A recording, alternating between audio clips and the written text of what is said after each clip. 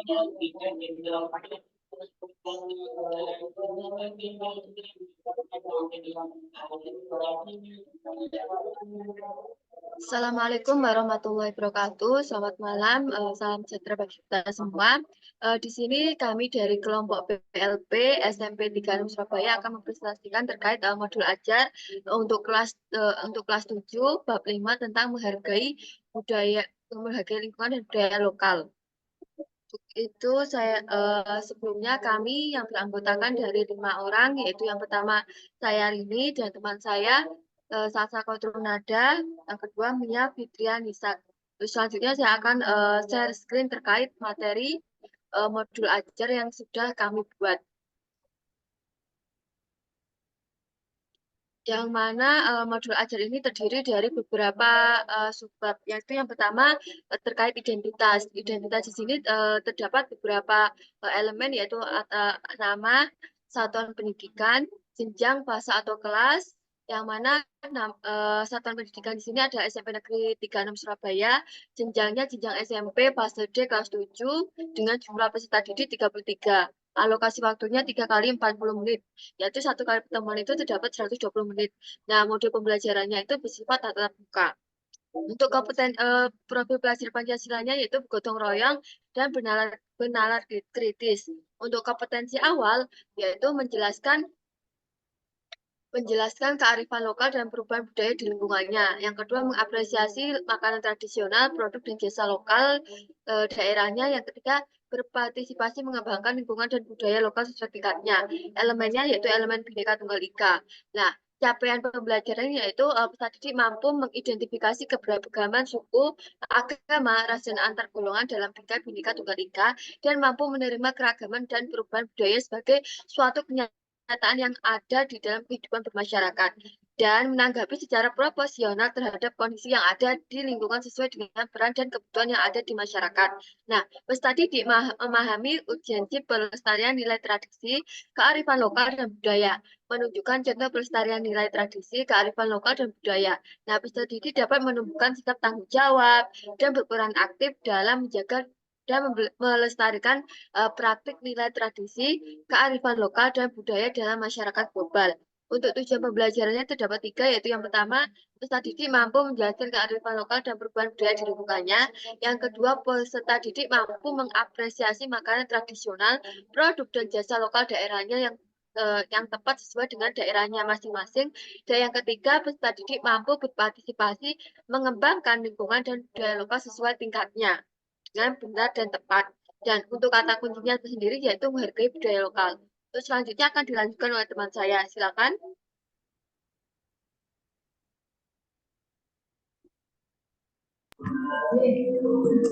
Baik, untuk selanjutnya yaitu tentang deskripsi umum kegiatan. Yang pertama, pengaturan peserta didik, yaitu sistemnya kelompok dan individu. Kemudian model pembelajaran menggunakan model problem based learning atau PBL. Kemudian metodenya ceramah, diskusi, dan tanya jawab. Kemudian untuk materinya yaitu menghargai lingkungan dan budaya lokal. Untuk keterampilannya, menyajikan hasil identifikasi studi kasus secara individu terkait permasalahan budaya lokal yang disajikan oleh guru melalui pembelajaran LKPD. Penilaian sikapnya yaitu mempresentasikan hasil implementasi menghargai lingkungan dan budaya lokal baik di daerah sendiri maupun di luar daerah sebagai wujud toleransi atas keberagaman bangsa Indonesia. Targetnya yaitu peserta didik mahir, cukup, dan belum berkembang. Kemudian untuk pemahaman bermakna, peserta didik mampu meningkatkan kemampuan siswa tentang pentingnya kesadaran pada lingkungan dan budaya lokal, mulai dari lingkungan fisik, tradisi, makanan, permainan, dan sebagainya. Yang selanjutnya adalah bagaimana mengenali budaya lokal dan perubahannya, serta menjaga kearifan lokal tersebut. Untuk pertanyaan pemantiknya, yaitu yang pertama, bagaimana cara mempertahankan budaya lokal dalam era modernisasi? Kemudian yang kedua, bagaimana upaya yang dapat kalian lakukan untuk mengembangkan dan melestarikan kebudayaan daerah? Yang ketiga, mengapa budaya daerah perlu dilestarikan dan apa kaitannya dengan budaya nasional? Kemudian yang keempat yaitu bagaimana tugas kita sebagai generasi penerus bangsa dalam melestarikan budaya lokal agar tidak punah. Untuk sumber belajar, media, alat, bahan, dan sarana prasarana yang digunakan antara lain sumber belajarnya yaitu buku Pendidikan Pancasila dan Kewarganegaraan untuk SMP kelas 7. Kemudian untuk medianya yaitu PowerPoint berbentuk PPT dan juga LKPD. Kemudian untuk bahan dan fasilitasnya yaitu LKPD, buku guru PPKN, alat tulis, LCD, dan laptop. Selanjutnya akan dilanjutkan oleh teman saya. Baik, selanjutnya yaitu ada kegiatan pembelajaran, di mana pada modul ini terbagi menjadi 3 kegiatan, yaitu kegiatan pendahuluan, kegiatan inti, dan juga kegiatan penutup. Yang pertama, kegiatan pendahulukan kami alokasikan selama kurang lebih 20 menit, dengan kegiatan yang pertama, yaitu peserta didik memulai kegiatan pembelajaran dengan mengucapkan salam dan berdoa, dan dilanjutkan dengan menyanyikan lagu daerah Rek Ayo Rek Khas Surabaya. Karena seperti yang kita ketahui bahwa tempat PPL kami yaitu di Surabaya dan juga berhubungan dengan materi yang diajarkan pada bab ini yaitu mengenal lingkungan lokal, lingkungan sekitar dan tradisi lokal. Jadi saat pembukaan kita dan peserta didik menyanyikan lagu khas daerah dari Surabaya. Kemudian kegiatan yang kedua yaitu guru mengecek kesiapan peserta didik dan menanyakan keadaan serta kehadiran peserta didik. Selanjutnya yaitu guru memberikan apersepsi sekaligus memberikan informasi mengenai tujuan pembelajaran, langkah, dan penilaian pembelajaran. Dan selanjutnya yaitu kegiatan peserta didik diberikan asesmen diagnostik atau asesmen awal untuk dikerjakan untuk mengetahui kesiapan belajar peserta didik. Selanjutnya yaitu kegiatan inti yang kami alokasikan kurang lebih selama 80 menit. Kegiatan yang pertama yaitu guru melakukan pemanasan dengan memberikan pertanyaan pemantik kepada peserta didik dengan mempersilahkan peserta didik menanggapi pertanyaan berikut. Kemudian peserta didik menanggapi pertanyaan dari guru, selanjutnya guru memberikan apersepsi kepada tanggapan yang dilakukan oleh peserta didik. Selanjutnya yaitu peserta didik membentuk 4 kelompok dan tiap kelompok terdiri dari kurang lebih 7 sampai dengan 8 peserta didik yang dibentuk secara heterogen. Kemudian guru menjelaskan materi menghargai lingkungan dan budaya lokal menggunakan media PowerPoint yang interaktif, sehingga peserta didik akan aktif dan tidak mudah bosan. Kemudian peserta didik mengerjakan soal kelompok yang sudah disediakan oleh guru melalui tim games turnamen dengan media board wall. Selanjutnya, peserta didik mengerjakan soal tersebut dengan banyak-banyakan atau kuis poin yang diraih oleh kelompok. Jadi, kelompok terbanyak akan mendapat, jadi kelompok yang mendapat poin terbanyak akan menjadi pemenangnya dan mendapatkan reward. Kemudian dibagikan LKPD untuk kerja mandiri tentang menelaah studi kasus, menghargai lingkungan dan budaya lokal yang ada di Indonesia. LKPD-nya kita menggunakan model diferensiasi sehingga peserta didik dapat memilih kasus sesuai dengan minatnya mereka masing-masing yang terkait dengan budaya lokal. Kemudian guru memberikan reward kepada peserta didik berupa ucapan pujian, tepuk tangan, dan juga nilai bagi peserta didik yang aktif dalam kegiatan pembelajaran serta memberikan penguatan materi tentang apa yang telah dipelajari hari ini. Kemudian yaitu kegiatan penutup yang kami alokasikan kurang lebih selama 20 menit yang berisi kegiatan yang pertama, peserta didik bersama guru melakukan evaluasi dan refleksi terhadap pembelajaran yang telah digunakan. Bisa berupa kesan dan pesan tentang pembelajaran pada hari ini. Kemudian peserta didik diberi penugasan untuk membaca buku dan mencari informasi dari berbagai media internet atau YouTube tentang menghargai lingkungan dan budaya lokal yang ada di Indonesia. Dan kegiatan yang terakhir yaitu peserta didik mengakhiri pembelajaran dengan doa penutup. Selanjutnya akan dijelaskan oleh teman saya.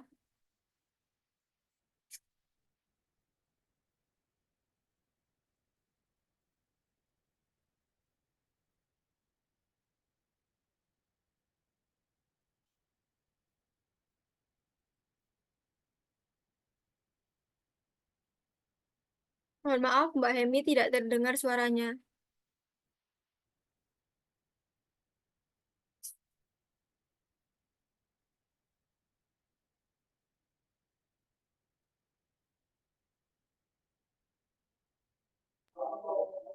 Untuk Mbak Hemi suaranya tidak terdengar. Mungkin bisa saya gantikan dulu ya.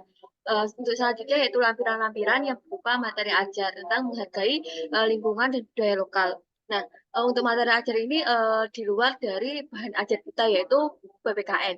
Jadi bahan ajar ini kita cari dari referensi jurnal atau situs-situs yang terpercaya. Nah, untuk materi ajar yaitu menghargai lingkungan budaya lokal sudah di sudah bisa kita lihat bahwasanya menghargai lingkungan adalah sumber kehidupan bagi semua makhluk hidup. Jadi bahan ajar yang ada di modul ini sebagai tambahan untuk memperkuat materi yang akan disampaikan di kelas. Tuh. Nah, untuk selanjutnya,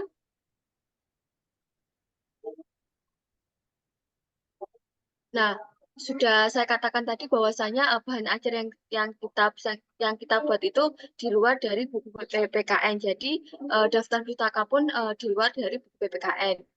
Selanjutnya lampiran refleksi guru dan peserta didik, di mana dengan adanya refleksi guru ini guru bisa mengevaluasi tentang materi yang disampaikan dalam pembelajaran pada hari itu. Nah, refleksi guru ini dapat berupa pertanyaan. Nah, beberapa pertanyaan salah satunya yaitu apakah kegiatan pembelajaran dapat berjalan dengan baik berkaitan dengan proses. Nah, yang kedua, apa yang harus diperbaiki dari kegiatan pembelajaran. Dengan adanya refleksi guru ini, guru bisa mengevaluasi diri untuk memperbaiki diri bagaimana caranya bisa mencapai tujuan pembelajaran. Nah, semua peserta didik itu bisa mengikuti pembelajaran dengan baik. Nah, yang kedua yaitu refleksi peserta didik. Nah, refleksi peserta didik ini terdapat beberapa elemen, yaitu elemen nama, kelas, hari, atau tanggal, mata pelajaran, materi, dan pertemuan ke berapa. Nah, untuk pertanyaannya sendiri yaitu apa yang sudah kalian pelajari pada pertemuan hari ini? Dan yang kedua, apa yang sudah kalian pahami dalam pertemuan hari ini? Yang ketiga, apa yang belum kamu pahami dalam pertemuan hari ini? Dan yang keempat, apa yang ingin kalian ketahui lebih lanjut dari materi hari ini? Jadi dengan adanya refleksi peserta didik ini, peserta didik itu dapat mengevaluasi diri juga.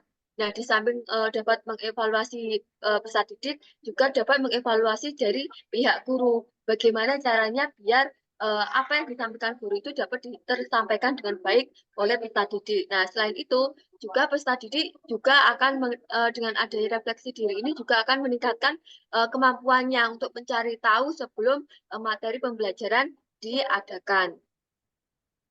Nah, untuk kriteria untuk mengukur tercapaian tujuan pembelajaran itu terdapat beberapa cara, yaitu dengan melalui asesmen kelompok, melalui tim game turnamen, yaitu teknik board ball.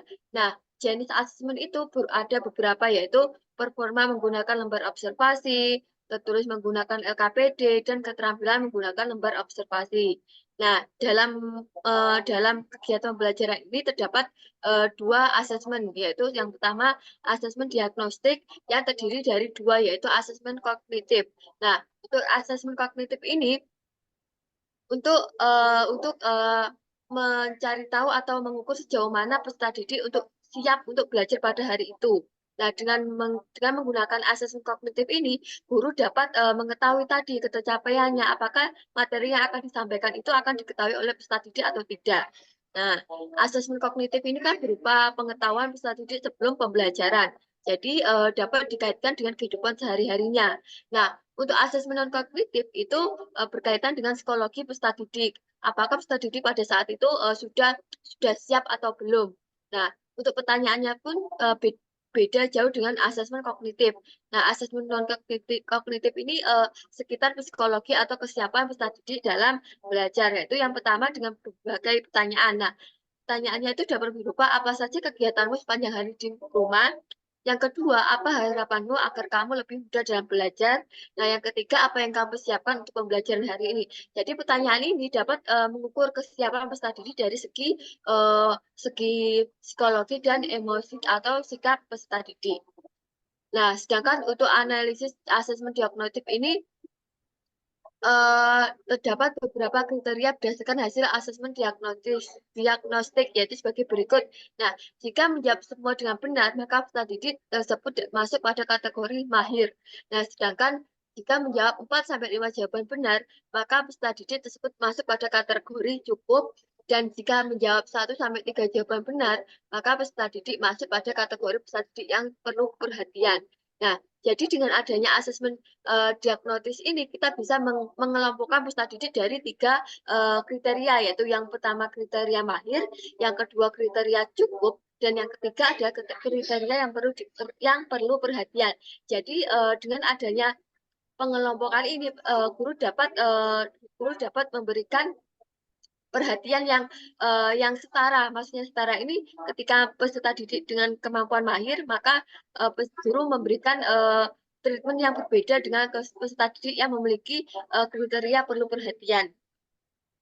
Selanjutnya mungkin akan disampaikan oleh teman saya berkaitan dengan rubrik penilaian instrumen dan LKPD. Silakan.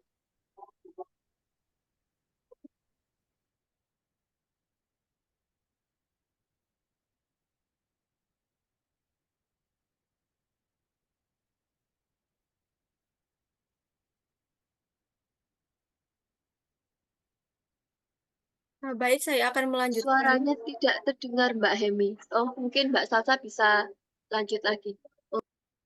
Ya, jadi pada kegiatan pembelajaran bab 5, kelas 7, Pendidikan Pancasila, yaitu elemen Bhinneka Tunggal Ika, kita ada LKPD yang berisi tentang analisis kasus terkait 4 komponen budaya lokal. Yang pertama tentang situs lokal, kesenian, permainan tradisional, dan juga tentang tradisi lokal. Ya, berikut adalah contoh LKPD. Yang pertama tentang studi kasus, menganalisis tentang kasus batik yang diklaim oleh pihak Malaysia hingga Cina. Jadi setiap LKPD berisi 2 soal. Yang pertama yaitu peserta didik mencoba menceritakan kembali tentang apa yang terjadi di dalam berita tersebut. Kemudian mereka akan menganalisis dengan bagaimana peranmu sebagai pelajar untuk mengatasi permasalahan tersebut. Dengan diberikannya 2 soal ini akan melatih peserta didik agar bisa berpikir secara kritis. Selain itu, peserta didik bisa memilih 4 dari kasus yang ada sesuai dengan minat dan juga minatnya. Hal ini sesuai dengan prinsip dari pembelajaran berdiferensiasi. Selanjutnya,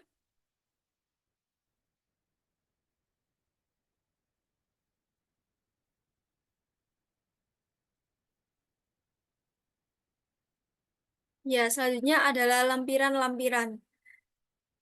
Berikut adalah contoh PowerPoint yang kita pakai dalam menyampaikan materi pembelajaran.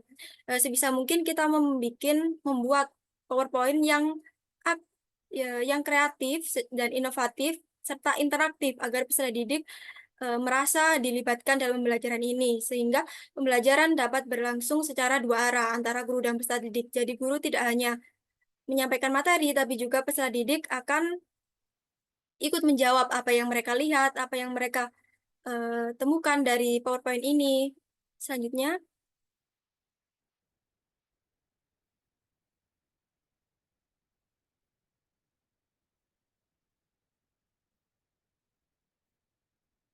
jadi ini adalah contoh di mana guru akan melakukan interaksi kepada peserta didik dengan menyampaikan pertanyaan-pertanyaan yang berupa mencoba menganalisis apa yang mereka lihat, kemudian mereka akan mencoba menjawab tentang pemahaman mereka, sehingga pembelajaran terjadi secara 2 arah.